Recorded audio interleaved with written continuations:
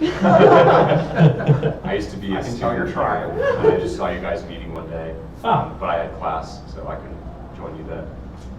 Cool. So you've been coming here ever since, just hoping we'd show up one day? Yeah, exactly. Actually, I'm on the Discord, so. Okay, cool, perfect. Perfect. Great segue. If you guys want to, there's the Discord link down there too. We do have a dedicated Discord. Obviously, I'll just kind of jump it through now since it's 6 o'clock. So, welcome to the KC Unreal Meetup group. For those of you guys that don't know, we're officially sponsored, at least the umbrella of Epic that makes Unreal Engine. So they're kind of the ones spearheading, letting us do this. We meet usually the last Tuesday of the month. Now, I will say, that slide is wrong with the next meetup. I had a wrench thrown in the mix tonight that we need to find another place until August. So a couple months, just because I guess they shut everything down about 5 o'clock, which obviously we meet about 6 o'clock. So I will post that though on the meetup.com, so you guys will see that as well. We'll make an announcement in Discord as well to that. So to help you guys understand a little bit about what this meetup is, so obviously we talk Unreal Engine, not Unity or the others. It's really more focused around Unreal Engine. But on a bigger picture, what we like to kind of discuss here are game dev topics. So the entire pipeline, the entire process of game development, particularly with Unreal Engine, as well as some of the more business aspects of it. So careers in game development, if you guys are wanting to start out in game development, understanding how to make a long career of that, different pathways, those kind of things as well. So we discussed that in addition to it. Obviously, thanks to Joko for the collab, for letting us use this. They've been letting us do it for quite a while, which is awesome. Let's see. I did mention to you guys too. We do live stream. Obviously, we love having you guys here in person. That's awesome for questions and stuff. But we understand that some people drive from real far away, or if we have bad weather, something like that. This is a way to still tune in, still participate. Brooke, who's sitting here, she's not actually DJing or anything. She's actually watching the live stream, so as people have questions, as they chip in, she'll answer that kind of stuff as well and respond back. So a little bit about me. So my name's Ryan. I'm actually the studio head and the owner of Bad Rhino Games. So we own a game studio here in Kansas City. So game dev is what I do. That's what I live and breathe. That's my bread and butter. What we're doing today is a continuation of, I want to say it was a 5-part series. We've got all these recorded. We are recording this as well tonight. But it's a 5-part series on a product configurator, which, let me go ahead and just close this guy and I'll show you. I'll go full screen. But essentially what we've been doing is building this guy. And let me switch real fast. So basically the idea here is that we got a product we're trying to showcase. All this is built in Unreal Engine. We can actually have the bike animate. We can go through, we can change kind of some preset camera locations just to highlight certain aspects. We have the ability to change colors on the fly, so we can see just different pre-configurations. And then the final thing we're actually going to be covering today is a cinematic sequence. So this is the whole process of actually going in, setting up a cinematic camera, doing shot tracks, and then putting a master sequence together. And then as we highlighted last meetup, we'll show you how to actually put that into the level blueprint, so then you can trigger it based off of a button press to go through this whole process. So that's what we're going to dive in a little bit today. So just by a show of hands, just so I know, how many of you guys have worked with cinematic cameras and sequences in Unreal? Okay, cool. So two ifs. Okay, cool. That'll be fine. So let me go ahead. I'll get out of this guy real fast, and let me open up the other scene, and then we will get started. All right. Before we do, though, actually, let me do this. So I'll bring this guy up. All right. So one of the things that I really like to do. We don't need to watch a Unity video. One of the things that I really like to do before kind of the meetup is a challenge question, particularly around spurring on some discussions and things like that, particularly with game development. So how many of you guys read the article or heard about it with the Division 2 raid on PlayStation? So you guys know Division 2's out, how they tried to increase. Did you guys, anybody ever play Division, the original? No? The beta Division 2? How many people have gotten outside this week, done something? All right. So the Division 2's out. It's been out, I want to say almost a little under a month, I think. And in particular, one of the articles cited that they created this new raid. And if you went to the leaderboards, there was absolutely nobody on Xbox or PlayStation. They'd been beaten on PC. It takes about, I think that the speed run they did was about 28 minutes. But for all intents and purposes, people were saying it was impossible on console for whatever reason. Like, there's just too challenging or something like that. So I will say, if somebody finally beat it, I think it actually took more than 72 hours for somebody to be posted on the leaderboard, and people were trying. So with that, the question, again, this is open discussion, so you guys can chip in, but as developers, should we create a cohesive and uniform play environment across all platforms, or tailor specifically to each platform? So what I mean by that is, if we're creating, so for example, we created the Division 2, would we want it to be the same, consistent? You have the same level of difficulty, you have the same, damage output, you've got all those different things. Should it be cohesive and uniform across platforms, or should it be tailored specifically to each platform? You guys don't have to answer for it. In a perfect world, it'd be good for it to be uniform across each platform, but kind of making it even a little more broad. Something I've been reading about recently is people have been getting kind of mad about like easy modes in games.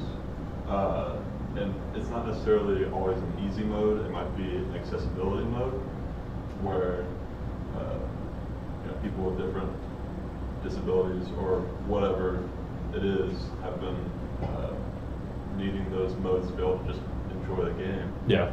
And so I think at least having like a uniform level for like this is what normal play is, but being able to also put in a mode where everybody can play and still have fun is important.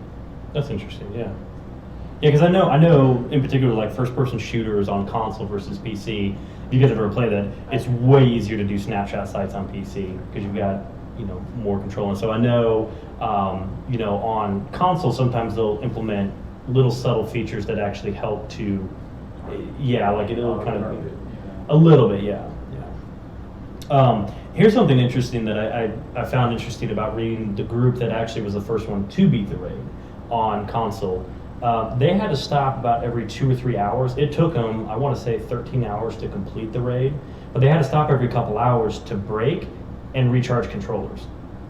So if you think about that, like if it's if it's continuous on a console, I mean, I don't think any platform right now actually has wired controllers by default. You said how long did it actually take them? I think it was 13 hours. 13 hours. Yeah, versus 30 minutes on PC. Okay, I wasn't sure if it was the 72 hours. I'm like, that's a little excessive. Yeah, no. The 72 hours was the raid was released, and they were watching leaderboards, and PC had it within. I think it was probably the first 24 hours, but it was over 3 or 4 days that the console leaderboard was bare, and people were asking questions like, "Is anybody doing this?" Like, yeah, people are trying it, but you can't beat it.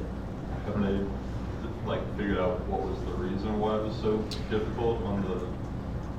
They said some of the bosses, their vulnerable spots was really hard to hit on the console. It was pretty much only you could target it on PC. They just had issues again, like he was saying. It's easier to target on PC. They were able to get through a lot quicker. I guess console was pretty much impossible to do. Yeah, a lot of, if I understood it correctly too, there was a lot of specific coordination that had to happen. Like somebody had to hit a spot to then have somebody else hit a spot, and so on and so forth. And I think that having that quick reaction time was difficult on a console. I know for Overwatch, their console version, Orb which has a turret, the turret acts differently on console compared to PC because you just can't aim as well. So you would be in favor of each platform having slight variations? If there's a controller difference, then yes. Okay, so you think an input device should be different? Because it sounds like it was more of an input problem with controller from the keyboard versus mouse. So If a system is fundamentally made different than another one, then you shouldn't be making a game to try and turn that other system into one or the other. It's the same reason like there's a lot of failing mobile ports of like large like PS4 scale games that people are trying to do, and it just functionally doesn't work on mobile because it's not the same system and doesn't have the same strengths. And so if you don't deal with the experience, I think you really lose what that platform is actually built for. Yeah. Right, I think multiplayer tries to balance everything out. But single player, I would say go ahead and tailor it to that environment. It also depends on whether or not you're able to cross-play between the different consoles.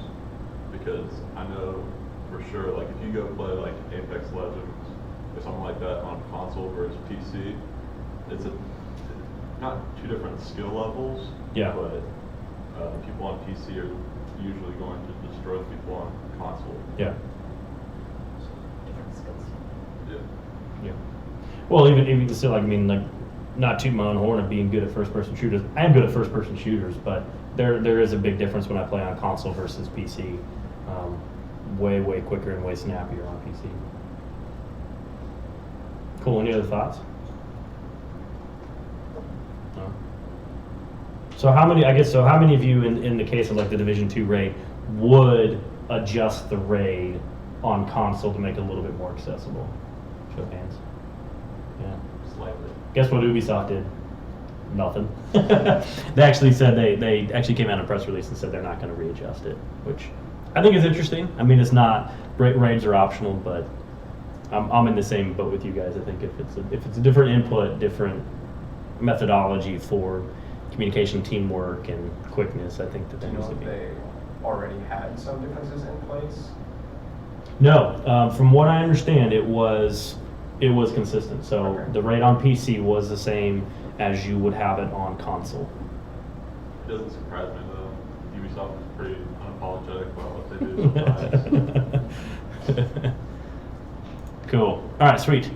Run through a couple other things. So for those of you guys, I'll leave these up here if you want to take a picture. I won't go through too much of it. Lots of resources out there for Unreal Engine that you guys can find. Lots of examples, code, videos, lots of cool stuff out there.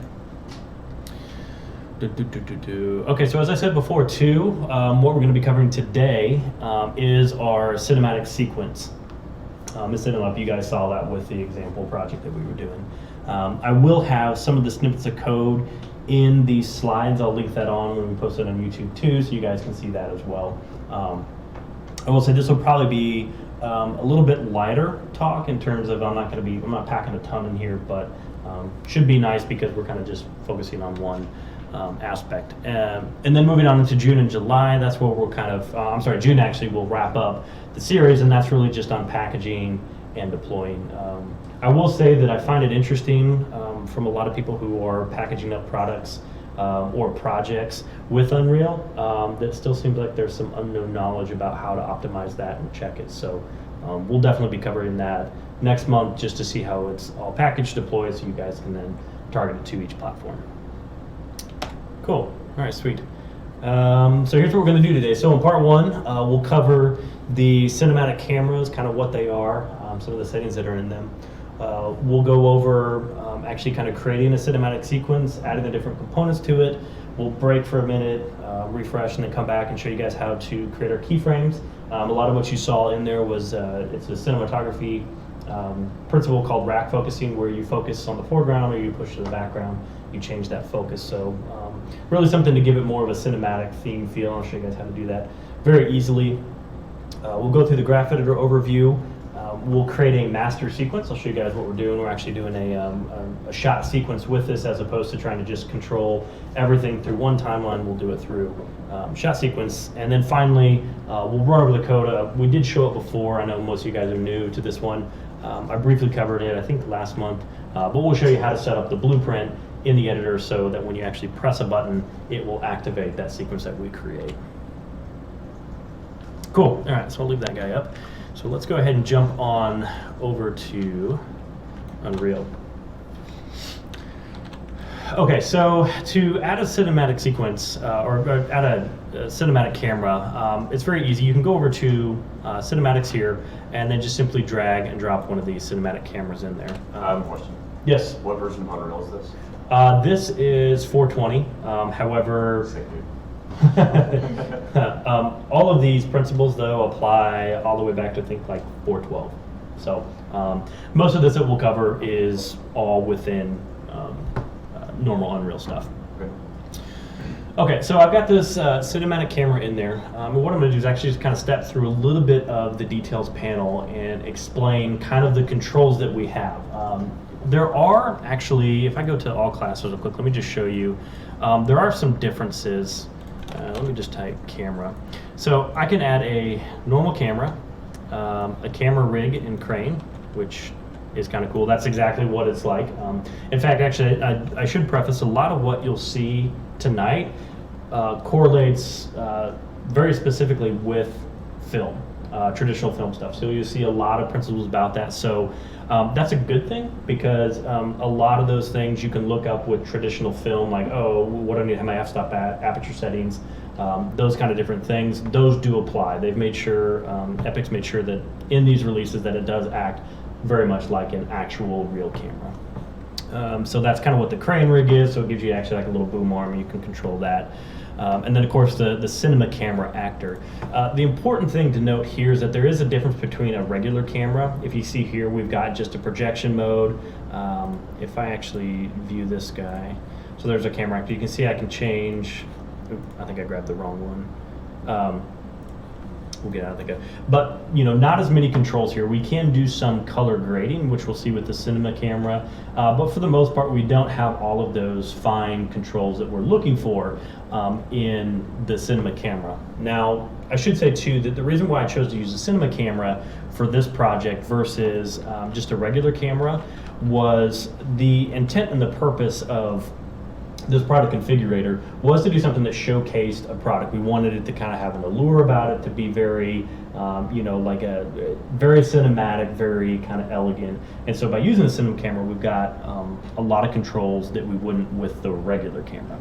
So going through here real quick, you'll see we've got look at tracking settings, and I'll brush through these. And really what that is that we can place a tracking object when we do a sequence in the scene, and the camera can follow that. So if you had a character, you don't have to worry about trying to turn it with the character. You can use that look at track settings now. We're not going to use that for our purpose because we're actually gliding the camera, panning, tilting, doing all those kind of things. But that's what the look at track settings do.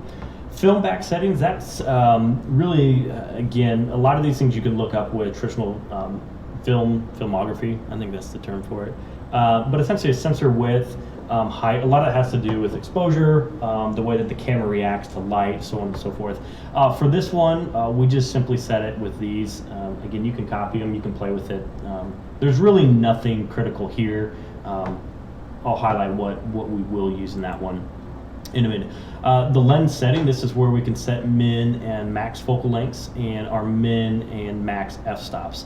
Diaphragm blade count, this one comes in handy when you're trying to do bokeh effects. I don't know if you guys know what bokeh is. You've probably seen some of the, a lot of what's on the internet with bokeh effects are you kind of like see like hexagon patterns or like star patterns. A bokeh effect occurs when you have light bouncing and refracting in the lens, and when it's heavily blurred, you actually start to see the shape of that diaphragm, which in a camera it's just, it shuts and it opens. So with the bokeh, you place a shape in front of that, and that's then exemplified when you're finding light objects on a heavy blur. So diaphragm blade count is how many blades go with that. Focus settings, this is one that we'll actually be using quite heavily. Let me reset this because we're not, that was with tracking stuff. In particular, the focus method that we're choosing is manual. So can you guys see the pinned camera down there at the bottom? All right. Okay. If I need to adjust it, let me know. So with the focus settings, it allows us to actually target a specific distance. Now, if I turn on this draw debug focus plane, you can see as I push this plane out, how it kind of is a representation. Let me zoom around in perspective. So you can see as it moves this in and out, Where that plane intersects your objects, that is the focus distance. So in this case, 467 units is from the camera, essentially where that lens starts, to this object. The other thing you can do as well is use the little eyedropper here, and if I select this guy, so you'll see it actually snapped to the point that I picked. So if I do this again, choose the box, you can see it snapped to. So that's a great way to do it. You don't have to be in the camera to select it. It will choose the object from the dropper point. Another thing as well, again, without going too deep into cinematography principles here, what you have in Unreal is if you middle mouse drag, I don't know if you guys can see this all right, you see the little measuring tool? So that's another way that you can, from the camera lens, measure out. So 225 units from the camera lens to the sphere. So I set that to 225. You can see that correlates. So again, we'll use this very heavily in the cinematics to give us that, again, rack focus is the terminology for that. You can change the color of the debug plane, focal length, aperture. For the purposes of this demonstration, this is our very critical one that we want to adjust, which is current aperture. So let me actually, I'll go ahead and pilot this cinema camera so we can see.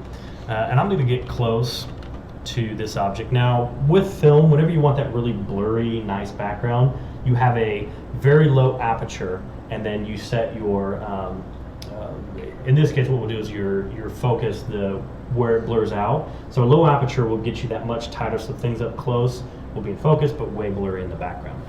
So we want to lower this one. The second thing, and I'll come back to the rest of the settings in here, is this method here that we have. So the circle depth of field is what we want. Circle depth of field, we have bokeh, Gaussian, and circle. Circle is going to react like a physical camera, so a real world camera. So if you set this to bokeh or Gaussian, you're going to have a few other controls. But for this purposes, we want that really nice smooth blur, and then that transition to be rather smooth. So circle is what's going to give us that cinematic. So with that, I've just set my near blur size, my far blur size up really high. And let me see real fast if I take our camera, and then let me focus in on this guy. Let me see. I should have checked this at home. Why it's not focusing, I'm not really sure. Just trust me, it works. Does it work in Scene Preview? No, it should work fine. That's what I'm saying. I'm trying to figure out why. Oh, there it is. It's working. You had it just there. Yep, Yeah, that's yeah. working. Oh, You gotta okay. be in camera view. Well, I was in. Oh, here's why. I'm sorry. Cinematic preview, and let's go back to our cinema camera. Okay. I figured it out. So what I had is viewport type is default, and that's not actually going to show that cinematic. You'll see when I go to the sequence that it will by default go to cinematic preview, but with default preview, that's why we're not getting it. So simply just go up to perspective, change our cinematic viewport. I've got the camera selected, and I can go here. What? Oh, thank you.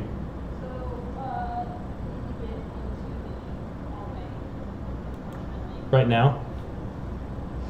That's fine. So we're in a tornado warning, so we will be back shortly. I'll take this with me if you want to keep it up.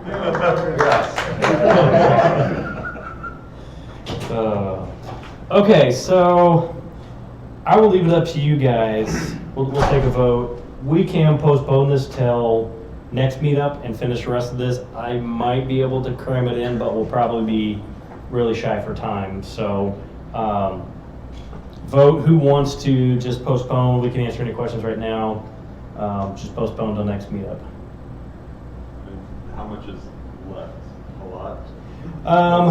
Like I said, I can probably cram it. I probably got about another like 25, 30 minutes. Well, 25 minutes Oh, would be yes, done it just is. after 8. Oh, bless Yeah, so I'll, we can fly through this if you guys want, and Fly like the wind. yeah. Fly like a tornado. All right. I may skip a couple things. And just jump to it. Okay, so picking up. So that covers the cinema cameras. No questions about that. All good. Real Yes. quick, is there any reason not to use a cinema camera? Oh, that's right, because you were asking the performance issue. So technically, when you're going to use a cinema camera, is usually for like a pre-rendered sequence or something that's more cinematic. You can render out cinema sequences, and the engine will force itself at like a higher resolution. You can render frame by frame, so it's higher accurate, and you can use cinema cameras for that. In terms of performance costs, honestly, most of the settings that you'll have with a cinema camera are things that are already built in, whether they're regular cameras or like post-processing volume. Where you will have potential issues in performance would be like if you're using deep depth of field, or you're trying to really bump up the actual like a raise cast, or I think in this one you can do like bounce and stuff like that. It will get more performance heavy. But again, if you're using the cinema camera, it's probably because you want a cinematic effect, so you can pre-render that. But honestly, it's not like a huge drawback. Yeah. Could you do soft focus or a short depth of field with a regular camera? I don't believe so. I don't think that I mean, we can actually check it. Let me go back to depth of field here. So if I put in this guy, I guess you can with this one. The problem is, if I'm not mistaken, I think you can do circle depth of field. Let me see if I can go to the camera actor. The issue becomes, I don't think you've got a focus distance, because you just have the camera options. There might be a way to override some of those things, but again, that's why you use a cinema camera, because all those settings are there, as opposed to trying to hijack a regular camera and inject those. You could use a cinema camera on a first-person character? I guess the short answer is yes, you could. Is it recommended? Probably not. Okay. Because again, with when you start doing something like a first person, I mean, did you guys ever see the trailer for Fortnite? I know I said the F word. I apologize. But did you guys ever see the cinema one where they did, it was it, you know, whatever the burger town is, and like the zombies come in? That was all rendered in real time. They used a cinema camera for that. So traditionally, the rule of thumb I have is if you're going to render out like a movie or a cutscene, just use a cinema camera so you get the depth of field, you get the effects you want. But when it goes to first person, you're probably just going to switch to a default camera. Yeah. All right, cool. All right, so let's keep moving. Let me open the cinematics real fast. I'm looking at what to skip here. Okay, so the next part that I'm going to cover is a sequence. To add a sequence to it, you just simply right-click, and it's under animation, level sequence. So I'll just add one here real quick and just call this test. Oh, hold on.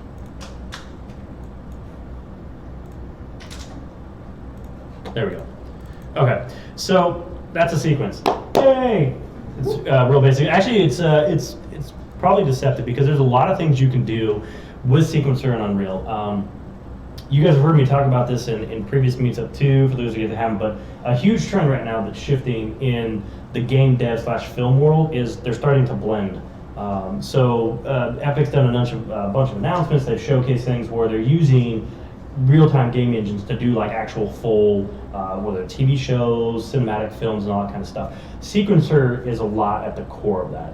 And really what Sequencer is it allows you to add various components. You can add animations, characters, you can overlay things. It's very much in a traditional sense of animation, the ability to add components and tweak them and move them.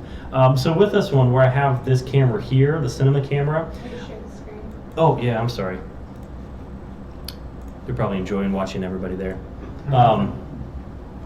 So with it, I can actually add these components. So if I've got my camera selected, I can right-click, add actor to sequence, choose from my scene, or add my camera.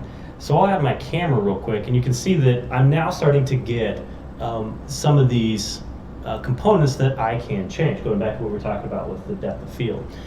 Anything that you see over in the details panel that has this little kind of canted 45 square with a little plus means you can key that, and that is very much like traditional animation. You can create a keyframe with it, as well as you'll see that, like over here, for example, focal length, focal distance, and current aperture. Those right there have the little pluses, but I have more than that. not all the different tracks that you can control will show up by default, but you can simply just come here and add, and this will show you everything with that camera that we can add to this. So for example, like if I had the sensor width, let's see, I think it's under here. Fill back presets now. Anyways, it's in there. I think in there. I'll just do main and focus distance. Of course, I already had that one selected, my bad. I'll just do this hidden in game. So there we go. So now I've got my visibility track that I can change. So for example, I can go through here and let me see. Yeah, I'll do this one real fast for us. Actually, before I do, let me cover real quick. So sequencer, going through just kind of what's in the UI. Obviously, some of your controls, the save current sequence is a different name. This is kind of good if you want to create shot tracks, so you can create kind of multiple iterations. Again, we'll cover that. This is what I was talking about when you're asking about want to use a cinematic camera. This little button here, render to movie to image or sequence. I can choose, like say for example, 60 frames a second video sequence, and I can set it, say like a 4K. Go down here, check in compression quality, which is that. This will run, if you see here, cinematic engine scalability and cinematic mode. It will go frame by frame at cinematic quality, make sure everything's rendered like perfectly, so there's no like streaming or buffering, and then you get a rendered sequence. So really kind of cool if you wanted to do this again for like a movie or things like that. Moving on, so undo visibility so you can see different things. Playback settings, which some of these are down here as well, which on playback, you notice that I can take this guy and scale him and move him. This is just my timeline. So again, using frames, frame 0000, and in this case, I've got this out to 150. If I wanted to extend this animation, I can just pull this guy out, grab the film clip, and extend him out as well. So that's just your overall time length. Of course, take into consideration as well that if we're playing back at, or actually if we have our keyframe set up at 60 frames a second, 60 frames will take exactly 1 second. So simple math there. These are kind of like your scrub controls, so we can play it forwards, we can play it backwards, we can jump to previous keyframe, jump to next keyframe, jump to the end, jump to the beginning, so on and so forth. Let's see here. Keying controls, so key change, key group, key all. So this is one way that you can just go through the whole thing, just key everything just to be safe, or you can manually go in, for example, on this camera. Let's say that I've got him here. I can key his location, maybe not rotation and scale. I'll put a key here, move my time frame. Let's say we go up to 150. I'll move him here and key it. If you notice now when I scrub it, the camera moves. Very, very simple just by adding keys. There are, this is kind of a cool one. It's off by default, but if you toggle this, so for example, if I go here and I move it, you notice it automatically created a keyframe for me. So that's kind of a nice little tool if you just wanted to do it automatically. That's a way to do that guy. Snapping features, this is my playback speed, so if I went 60 frames a second, you'll see we extend out. This is kind of nice too about sequencer. Now, don't quote me on this one, I think in 419, 420, I think this may be changed. Again, I'm not 100% certain. If you notice that if I go down to 30 frames a second, these keys are at 150 frames, but if I change this to 60 frames, they're now 300. So it keeps your relative scale on your timeline and just adjusts it so your keys don't get smashed down to 150. So that's kind of a nice feature. Finally, the last thing, which is probably one of the most powerful features of using the sequencer, is the animation curve. So if you go in here, you can see we have those keyframes for everything that we just keyframe. So I've got my transform selected. If I choose location, notice it just shows me those keyframes. Rotation, we didn't actually key any, so they're flat. Same thing with scale, so forth. So what's cool about this is I can actually go in and adjust these on the fly. Again, very much like traditional animation curves and things that you would do with it. So for example, if I move this guy up, we'll come out here. You can see now when I play back, the dash kind of overshoots and then comes back. I can also take the handles and readjust these, so this curve should bounce, come back, so on and so forth. And I'll show you guys, I'll jump to it here in a little bit where I show the sequence, but that comes in very handy, especially as you'll see in one of the shots that we have with the rack focus. By default with 2 points, it's just going to be linear, so it's from point to point, so it's kind of like just, if you started quickly and you end it immediately. Not very natural. So what I did is I went into the graph editor and I changed those keys to kind of smooth out and then smooth in, as if I was manually adjusting the focus. So to do that, I just went into the graph editor. Finally, the last thing, which is really helpful here, is your tangents. So the arriving and leaving tangents. So if I crank these up, you can see that it's essentially scaling. It's providing the contrast, for lack of better terms, to those keys. So that way, you know, if you've only got 2 keys and it smooths out, smooths in, you can push that more so it's got like a sharper fall off, or, you know, it's able to accelerate through that kind of key transition better. Does that make sense? Yes? Are there any like standout differences that you can do between the basic camera and the cinematic camera in the editor? In terms of this guy, Yeah. sequence? Not really beyond, I say not really, like you'll still have anything that on that camera that's controllable. You will be able to key those, but obviously as you saw with the cinematic camera, we've got things like film back, f-stop, shutter length, all that kind of stuff, which we don't have with a regular camera. But fundamentally speaking, the sequencer literally just passes in whatever object or whatever asset you have in it and exposes anything that's available on it. Okay. So, okay, so that's the general gist of the sequencer. Oh, let me cover this too. So you do have some presets. So for example, linear interpolation. So if I select all of my, I'll go here and just select my Y. I'm sorry, that was Y. I select all these and I do linear. You can see that now the keys are snapped. If I go back to say like a cubic interpolation, that's going to be a little bit smoother. I believe this is auto tangent, so that's going to help smooth a little bit more. This comes in handy, the constant interpolation. This is one that you probably want to use for visibility. Although the engine will say, you know, it's got to be on or off a Boolean, so it's 1 or 0. Obviously, it can go from 0, and I think the way it works is up to like 99.9999. It's still off, but then it'll go on. You'd probably want to use this constant interpolation for just like a switch, on off. That comes in pretty handy. All right, cool. So that covers most of setting up a sequence. Now, really the only difference that I've done here is I've actually set up shot tracks, which are just sequences. That's all they are, exactly what we saw. So I'll open up shot 1 and show you guys. Oh, it did break it, you bastard. We'll reassign that one. So it should look pretty similar to what we just did. You can see here the only things that I've really adjusted. Oh, I'm sorry, I know why that showed that. Let me open the actual correct map.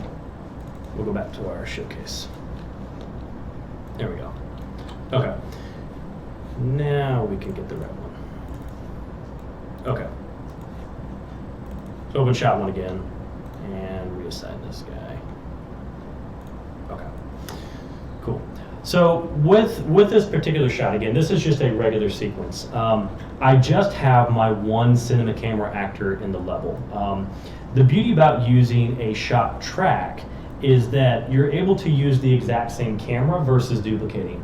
Reason why I would recommend this process as opposed to having individual cameras, or for example, trying to use one master track, translate it, and then like if that's keyframe 200, then go to keyframe 201 and then move it to the new position, do it with shot tracks. It's way easier.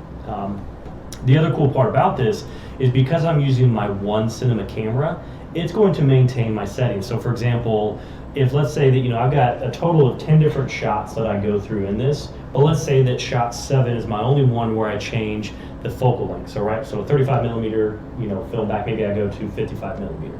But all the rest, because they're using that same camera, I can easily just duplicate and keep those settings. So I don't have to manually create a new camera, change all the settings to match. I just keep it set and consistent. The other thing which I'll show you here in a minute, what's really cool about a shot track is in a master sequence, we can take those kind of predefined, you know, we can spend all that time making these really beautiful, intricate shots. I can then just move those in the master sequence, and if I like shot 1, 2, and 3, but I want to replace 3 with 5, I just shift them, and it doesn't change the actual shot itself, so I don't have to go in and manually move keyframes. So I'll show that here in a minute, and that'll probably make sense.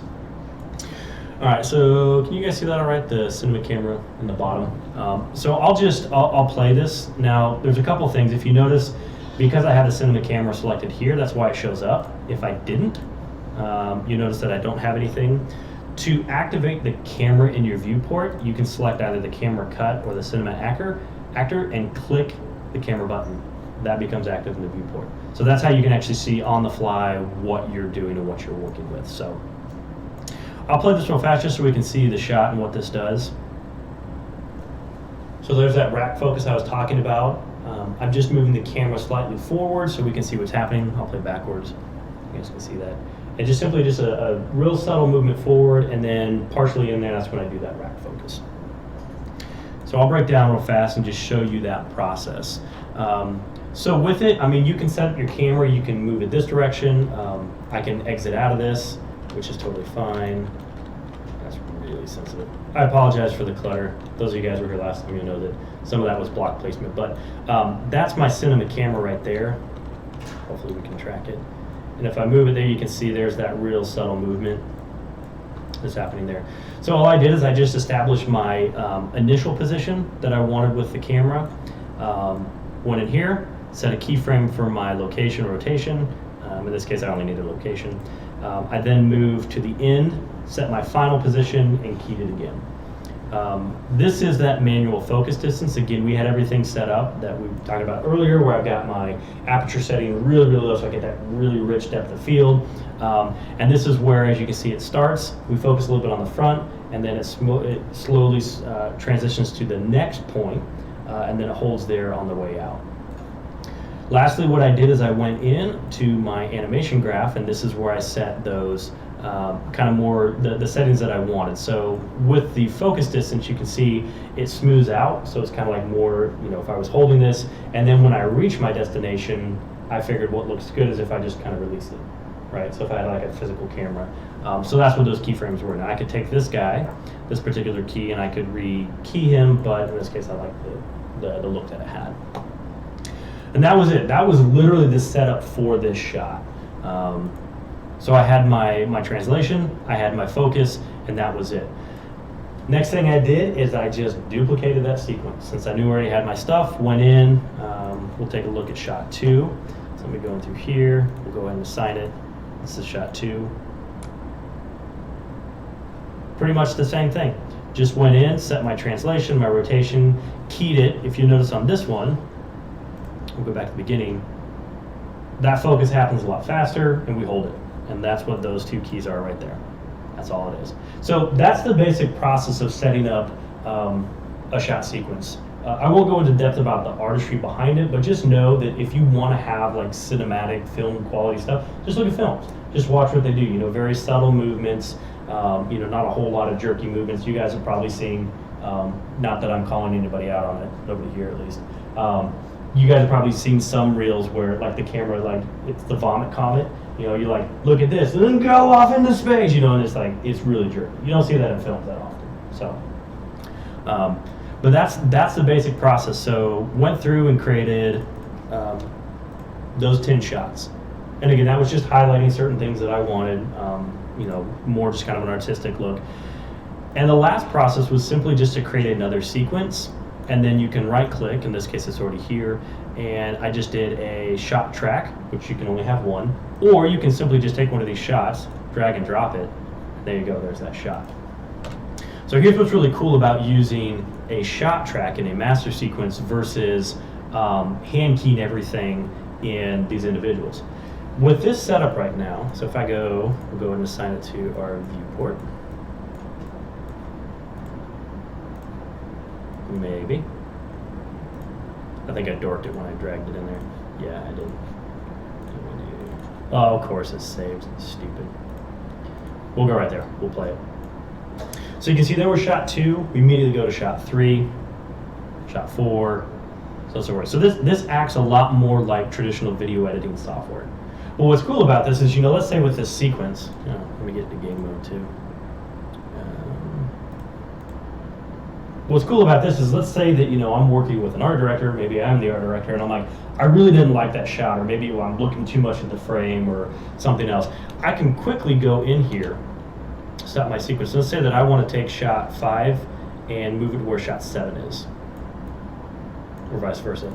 So now I can play that back, and I've just simply changed that.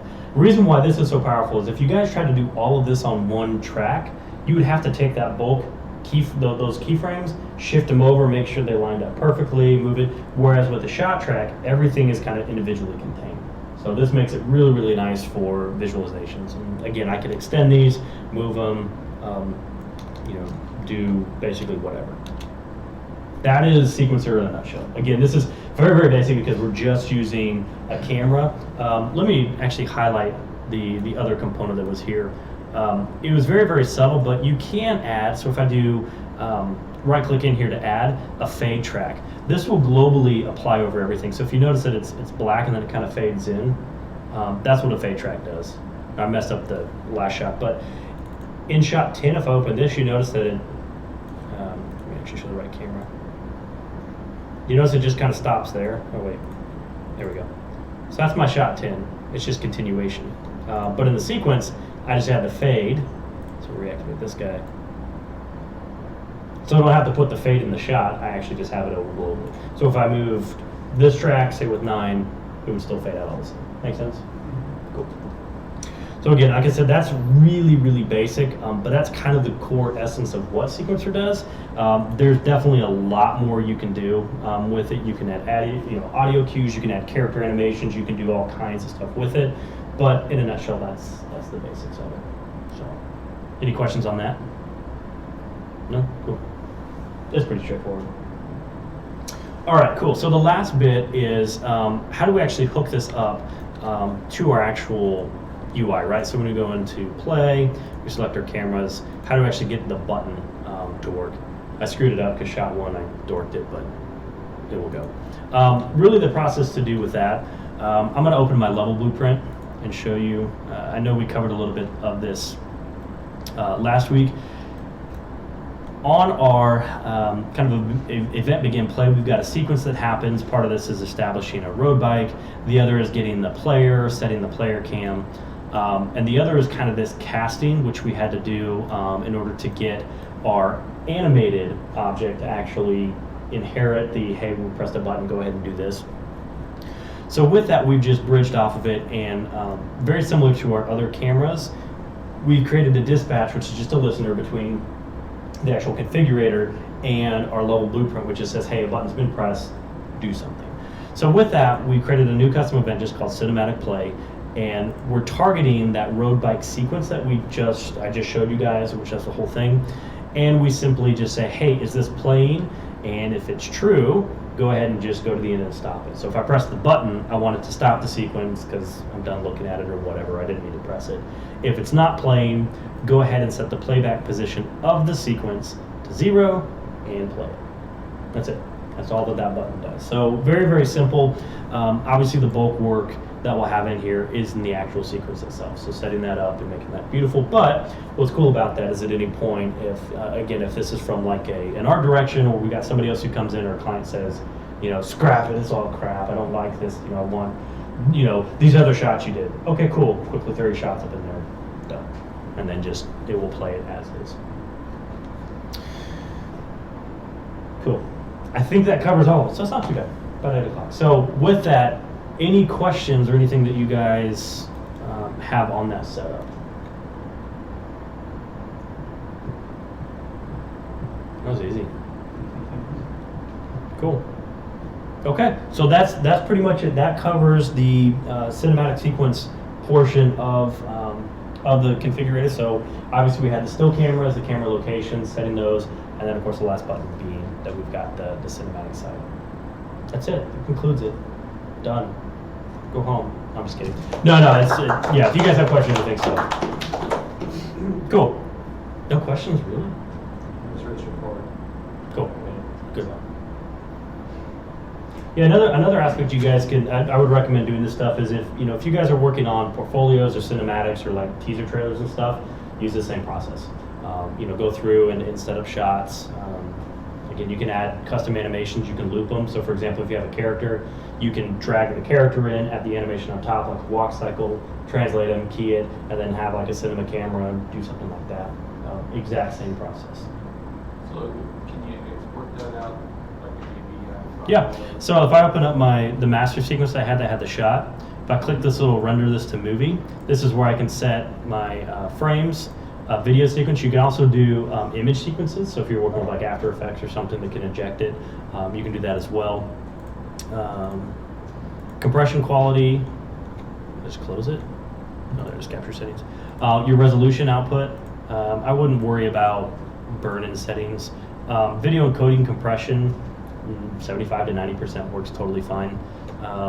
The other thing that you'll want to check here is, I do this a lot, is the animation is a warm-up frame count. So for example, if you guys have things like particle effects or wind or something like that, if you don't have the warm-up frame on there, as soon as you hit render, it then starts the particle generation. So sometimes you'll see like, like smoke all of a sudden start. A warm-up period is a number of frames. So for example, I could say 30 frame warm-up count. It will start the game, tick through 30 frames, and then start recording. So then you're actually getting everything kind of, as it says, warmed up. And that's it. And then you just press capture movie, you'll see a little window and it will chug through.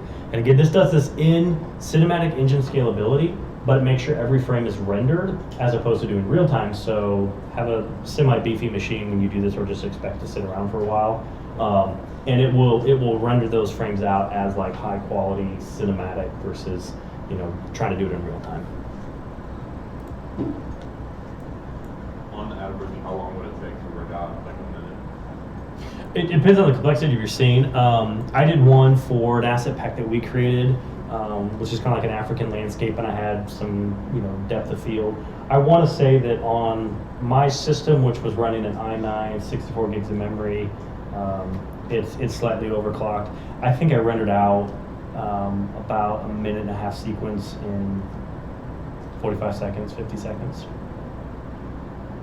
So it wasn't terrible. When I did shoot it to 4K though, I think it doubled in speed, or like doubled in time to render. It still wasn't bad. No, it wasn't bad at all, because when you were getting, you were getting cinematic quality, and it looked nice.